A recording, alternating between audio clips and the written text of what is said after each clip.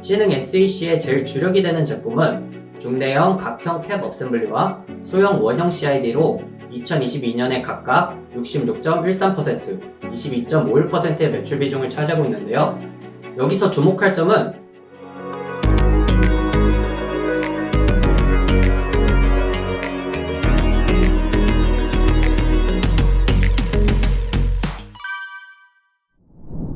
안녕하십니까. 레드버티컬 리서처 오재석입니다. 오늘 신흥 SEC 2부에서는 기업의 기본 개요와 실적, 리스크 요인 등에 대해서 알아보도록 하겠습니다. 우선 경영진 현황부터 알아보도록 하겠습니다. 신흥 SEC는 1979년 삼성 정관에서 함께 근무하던 김점용 전 회장과 최화봉 회장, 이 두 분이 신흥 SEC의 전신인 신흥정미를 공동 창업하면서 시작되었습니다.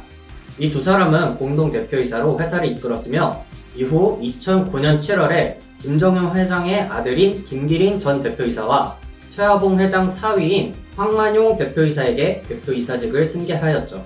이후 2021년 11월 김기린 전 대표이사가 사임하게 되면서 단독 대표 체제로 전환하게 되었습니다. 현재 대표이사직을 맡고 있는 황만용 대표이사는 서울대학교 약학대학 석사 출신으로 2003년부터 신흥정밀에서 근무하여 부사장직까지 맡았었으며 이러한 경험을 바탕으로 현재까지 신흥 SEC의 대외 업무 총괄을 하고 있습니다. 그 외 특이사항으로는 2명의 기타 비상무이사가 있는데요. 경력사항을 확인해보시면 신흥 SEC의 재무적 투자자인 JKL 파트너스와 스틱 인베스트먼트에서 각각 전무와 상무를 맡고 있는 것을 확인하실 수 있습니다.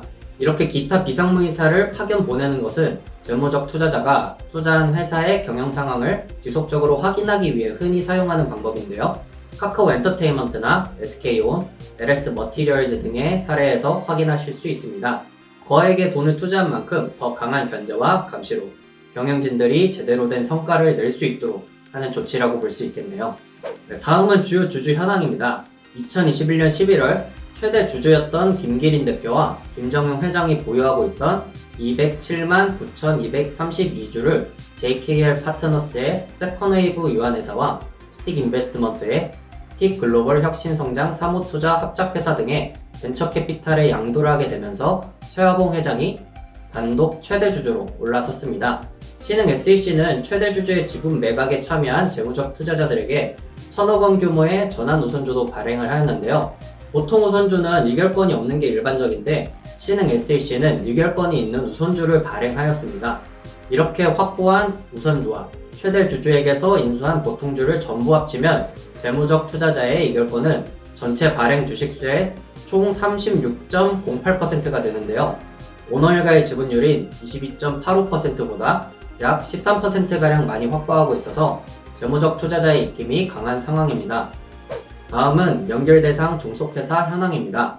중국의 서한과 천진, 그리고 헝가리와 말레이시아에 총 4개의 법인이 존재하는데요. 중국 천진과 말레이시아의 법인은 소형 원형 CID 생산을 맡고 있고요.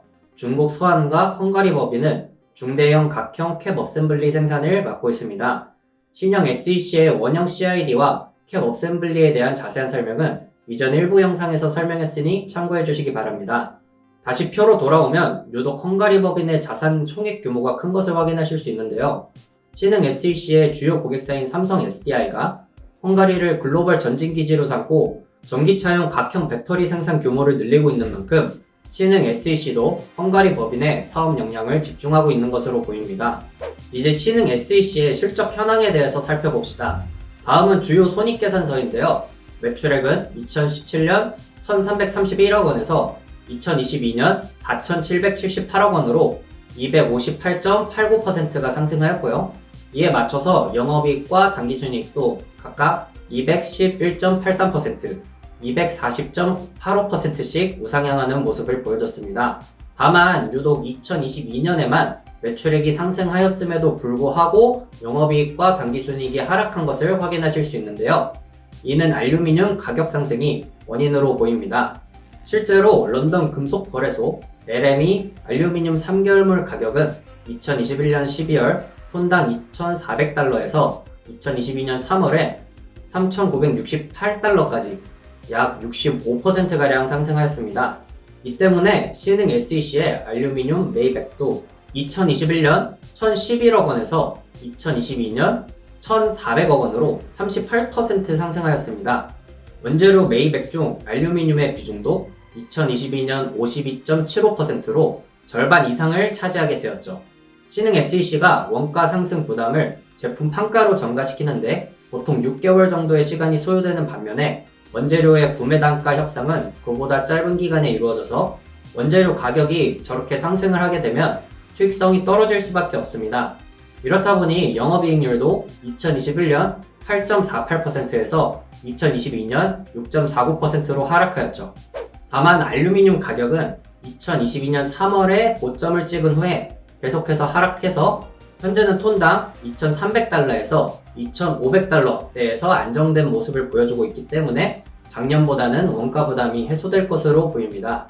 한편 당기순이익은 2021년 대비 2022년에 26.49% 하락해서 동기간에 0.17% 하락한 영업이익보다 더 악화된 모습을 보여줬는데요.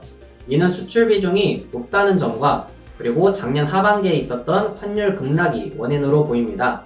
지역별 매출액 추이를 보시면 국내 매출 비중은 꾸준한 감소 추세로 2022년에는 전체 매출의 23.59%를 차지하고 있는 반면에 수출 비중은 꾸준히 증가해서 2022년 전체 매출의 76.41%를 차지하게 되었습니다.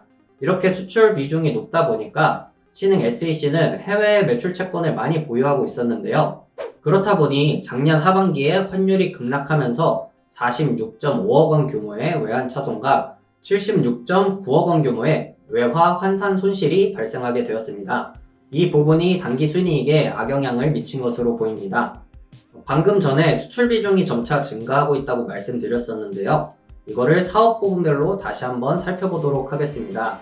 신흥 SEC의 제일 주력이 되는 제품은 중대형 각형 캡 어셈블리와 소형 원형 CID로 2022년에 각각 66.13%, 22.51%의 매출 비중을 차지하고 있는데요. 여기서 주목할 점은 2017년 전체 매출의 14.35%였던 캡 어셈블리 수출액 비중이 2022년 53.49%까지 상승하였다는 점입니다. 소형 원형 CID 또한 수출액 비중이 2017년 14.22%에서 2022년 16.82%로 상승하였고요. 이는 신흥 SEC의 매출이 95%를 차지하는 삼성 SDI의 해외 진출 전략과 관계가 있습니다. 과거 2017년 삼성 SDI는 전기차 시장이 개화될 것을 예상하고 디스플레이를 생산하던 헝가리 궤도 공장을 전기차 배터리 공장으로 전환하였습니다. 이후 계속된 증설을 통해서 현재 2개의 공장을 운영 중에 있고요. 이에 맞춰서 신흥 SEC도 2017년에 헝가리 법인을 신설하였으며 2018년에 공장 준공을 완료를 해서 본격적인 생산에 들어갔습니다. 이후 삼성 SDI가 증설이 이어나가면서 신흥 SEC 또한 헝가리 공장을 계속해서 증설 중에 있고요. 실제로 다음 표에서 헝가리 법인의 생산 캐파가 2018년에 연간 1080만 개에서 2022년 1억 467만 개로 4년 만에 9배 가까이 성장한 것을 확인하실 수 있습니다. 이렇게 해외 위주의 증설이 이어지다 보니까 수출 비중이 증가할 수밖에 없었고요.